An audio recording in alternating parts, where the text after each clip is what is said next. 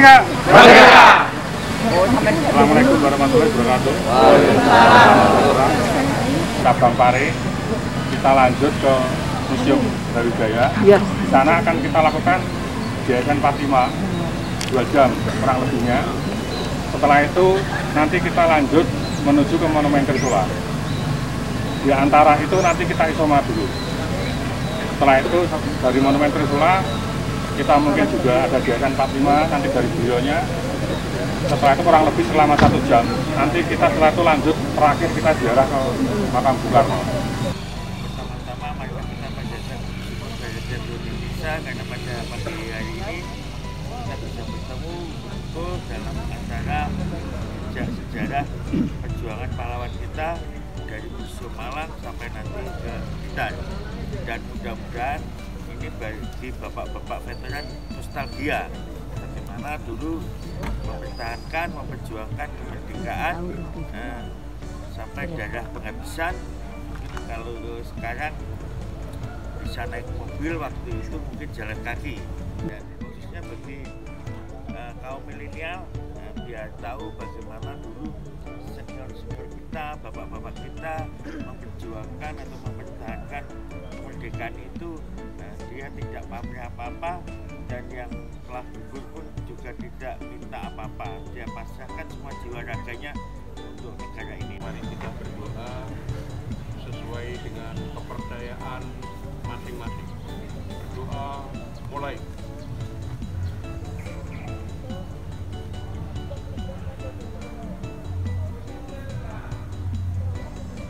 Selesai.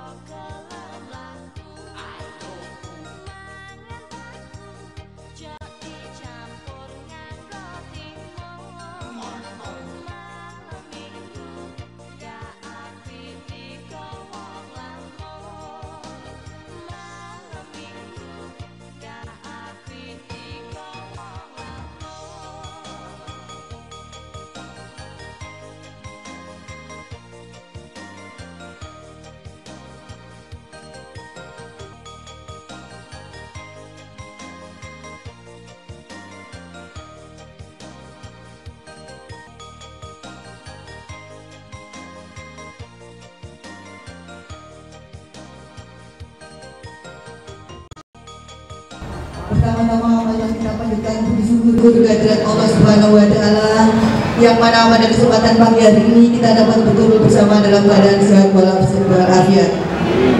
menyanyikan lagu Indonesia Raya.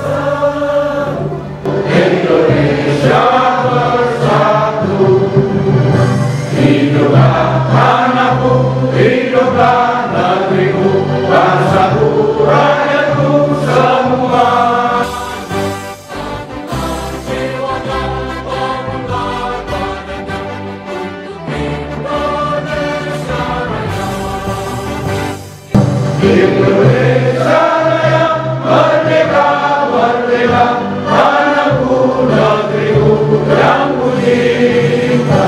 Indonesia Raya, merdeka, merdeka, hiduplah Indonesia Raya.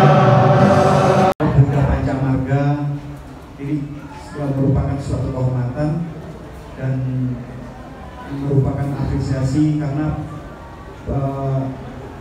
napak tilas sejarah, khususnya sejarah Trisula, kemudian sejarah-sejarah perjuangan yang termasuk juga sejarah Hamid Rusdi. Kemudian pada kesempatan ini saya cukup terbantu karena tugas kami ada dua pembinaan yang pokok. Yang pertama adalah pembinaan museum, monumen, dan tradisi. Kemudian yang kedua adalah pembinaan penulisan sejarah.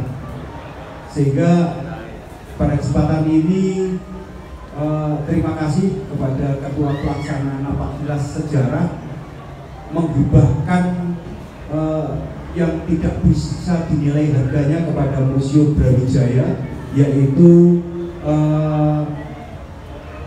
infografis tentang operasi Trisula dan monumen Trisula. Pelaksanaan napak tilas ini adalah menindaklanjuti pada saat Pemuda Pancamarga melaksanakan sosialisasi jiwa semangat juang 45 yang telah dilaksanakan di Markas Cabang Kabupaten Kediri pada tanggal 5 Mei tahun 2023. Di mana anak-anak pemuda Pancamarga sudah mengerti apa jiwa semangat juang 45. Anakku pemuda Pancamarga yang saya hormati, di sini saya akan menyampaikan nilai-nilai kepahlawanan daripada Mayor Hamid Rusdi dari Malang. Beliau aktif di bidang kepanduan. Nah, di sinilah di bidang kepanduan inilah para pemuda yang dipimpin oleh Mayor Hamid Rusdi ini mempelopori para pemuda bagaimana caranya negara tercinta kita ini bebas dari penjajahan. Dalam hal ini adalah ingin merdeka dengan kaki sendiri. Itu perjuangan yang pertama. Yang kedua adalah masa penjajahan Jepang. Di masa Jepang berkuasa di Indonesia, Hamid Rusdi menyusup ke peta. Tentara Peta. Peta adalah singkatan dari pembela tanah air. Beliau menjadi perwira tinggi di Malang yang bertugas mempertahankan kota Malang dari serbuan tentara Belanda. Dengan adanya pahlawan Hamid Rusdi gugur dan diabadikan dalam sebuah monumen, yaitu patung yang terletak di Jalan Simpang Balapan dekat Jalan Ijen Malang. Ini alamat sudah saya beri. Kalau pemuda Banda Marga, Ibu Ferry mau foto di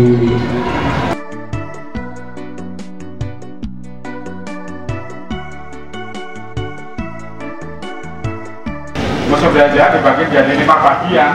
Bagian pertama adalah halaman depan. Di halaman depan dipamerkan bermacam-macam senjata berat atau alat berat yang kesemuanya itu merupakan hasil dari para pejuang kita sejak tahun 42, 45 sampai sekarang. Contohnya di depan ada senjata PSU atau penangkis serangan udara, itu merupakan rampasan dari negara Jepang. Dan tidak kalah penting di tengah sana ada kendaraan tank lapis baja, merupakan rampasan dari Jepang dan pernah digunakan saat terjadi pertempuran 10 November di Surabaya. Sekarang kita masuk bagian kedua, ruangan 1 ya. Kita akan menjelaskan kata berdirinya tentara peta tadi. Silakan.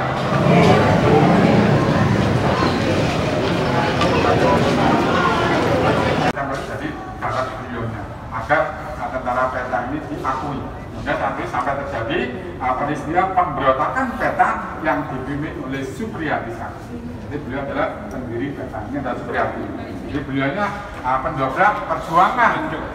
Sudarjo Supriyadi, kalau Sudarjo itu letu Bapak ya? Letu. Ini adalah senjata saat itu diketemukannya di Gunung Sari, Surabaya pada tahun 1993. Jadi sejarah ini karena terpendam tanah waktu itu sekitar 40 tahun. Tahun 93, ini Bapak masih dinas, tahun 93 ini senjata ditemukan di Gunung Sari, Surabaya dan 3 kerangka. Ternyata senjata ini dulu digunakan oleh tentara pelajar saat pertempuran serangan Belanda. Di sini, mulai dari sini sampai sana, inilah peristiwa pertempuran 10 November Surabaya. Maka ada peristiwa pertempuran bendera Belanda dan pertempuran Surabaya.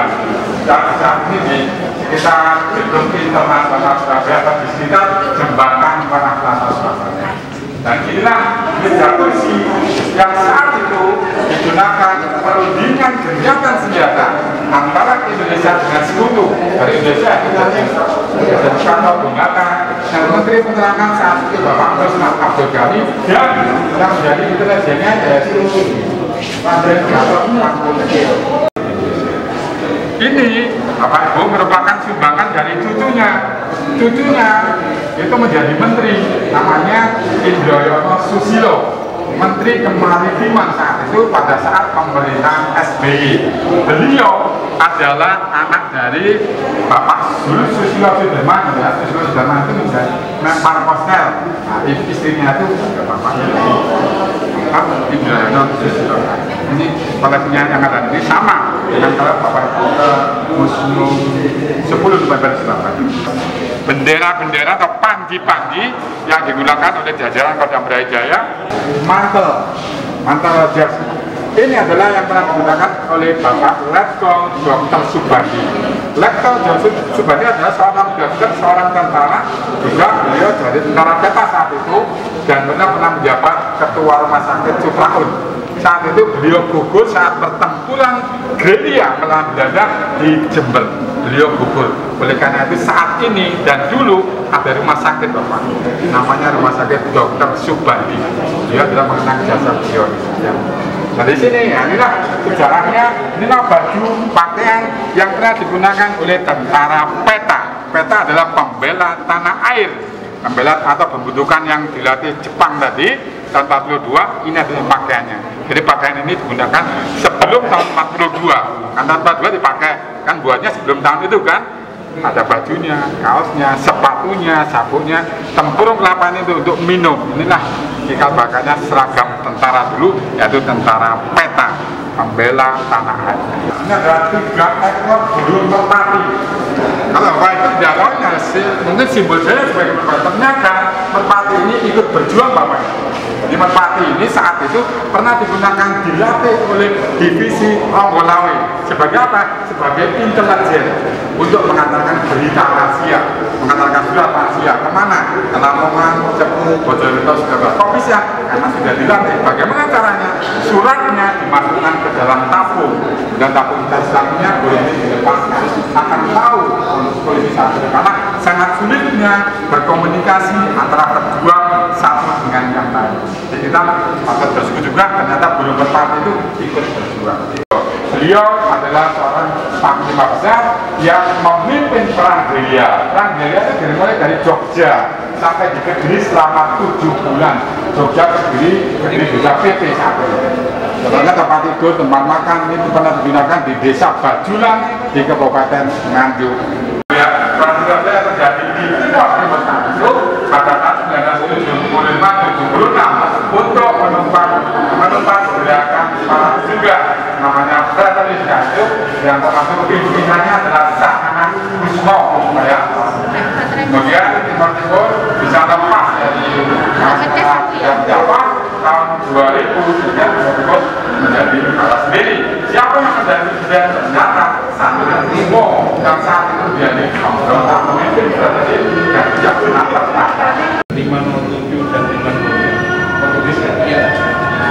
Teman saya 11 orang sekali tembakan mati juga senjata ini. Ini tempatnya di Benteng Bukonar. Ya.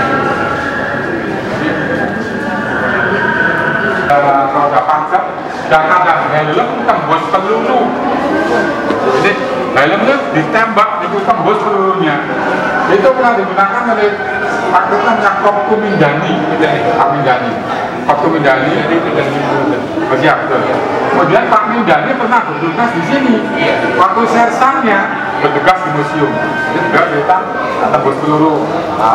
Bersyukur ya, dia tidak meninggal. Dan ini adalah koleksi terbaru Bapak tahun 2022. Koleksi terbaru museum. Ada sepatu, ada jaket, ada baret dari Bapak Kolonel Purnawirawan Profesor Bapak Supartiadi SIPMM.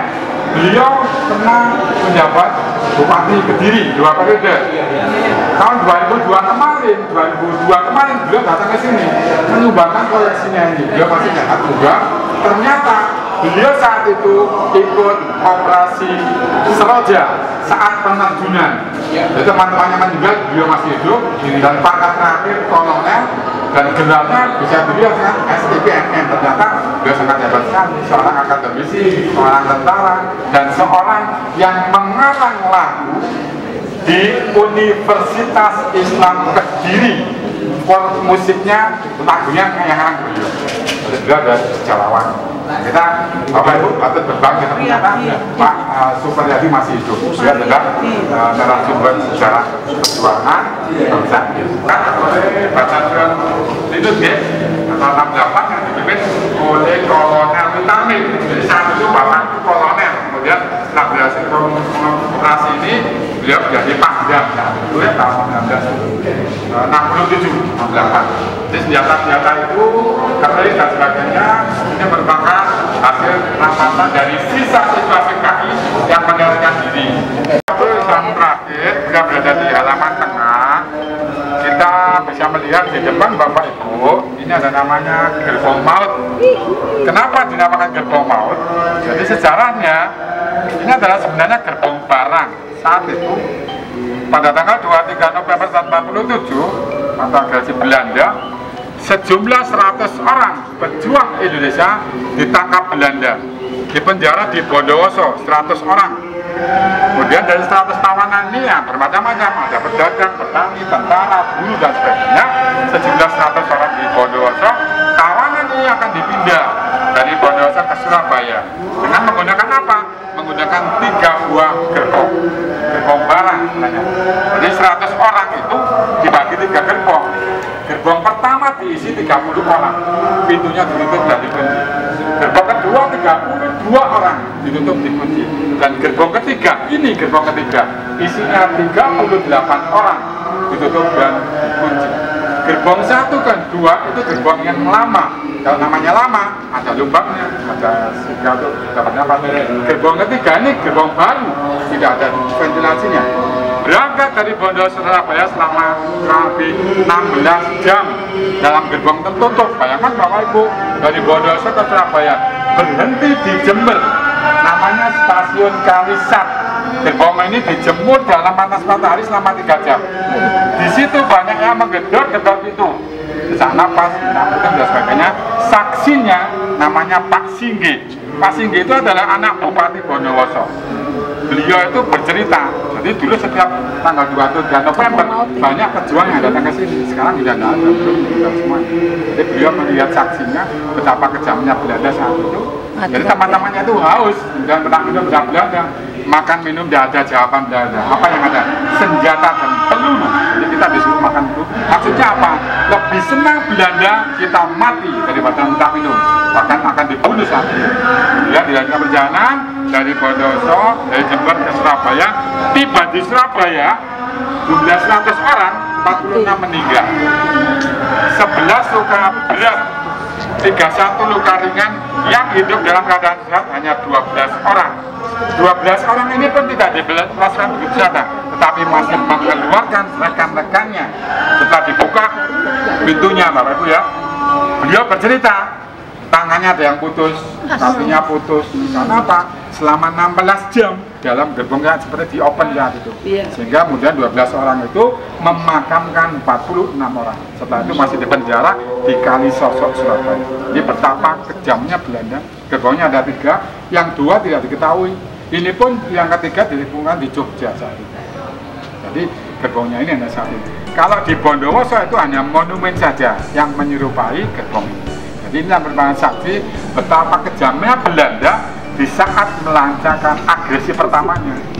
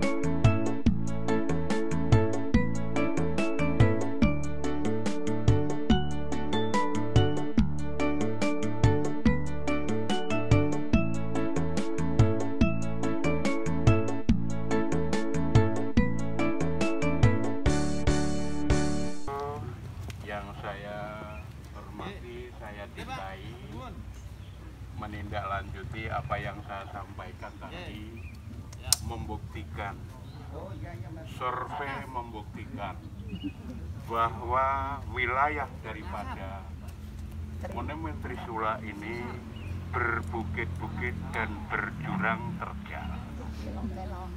Itu yang membuat operasi Trisula mengalami kesulitan sehingga menghadirkan pasukan dari darat, laut, dan udara. Selain berbukit dan jurang terjal, masyarakat sini ekonomi lemah, rumahnya itu jaraknya berjauhan. Ada yang 1 kilo baru ada 3 rumah. Ada yang 500 meter ada 1 rumah. Selanjutnya yang menjadi kenangan saya, dikala pagar betis,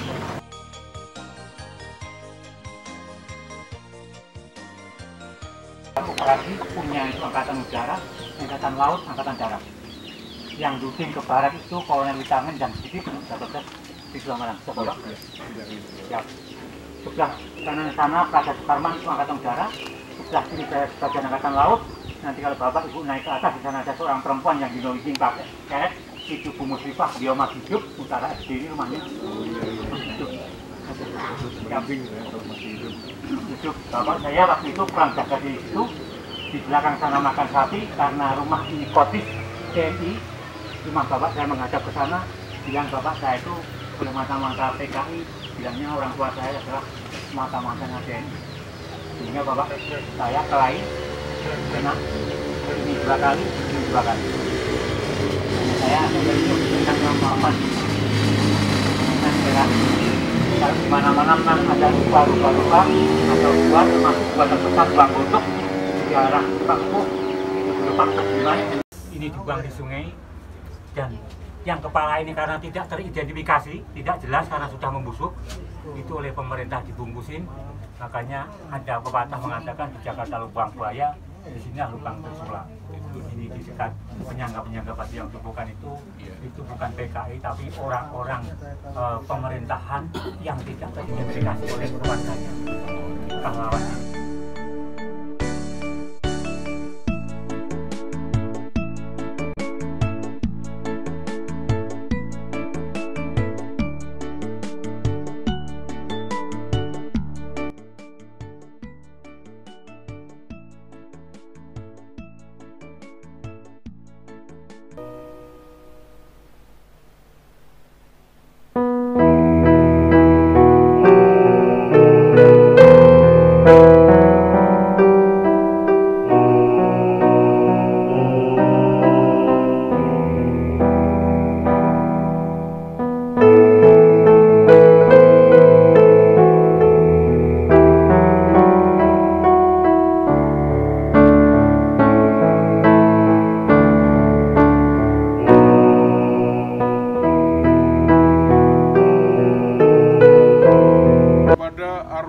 Pahlawan Proklamator Kemerdekaan Republik Indonesia. Hormat! Gerak! Tegak! Gerak! Maju, jalan!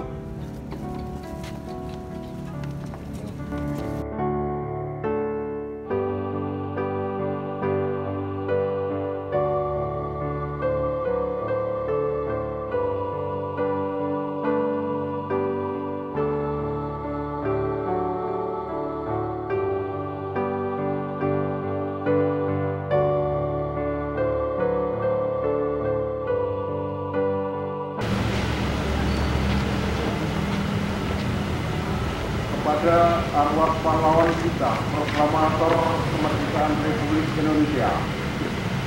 Hormat! Gerak! Tegak! Gerak! Istirahat, gerak!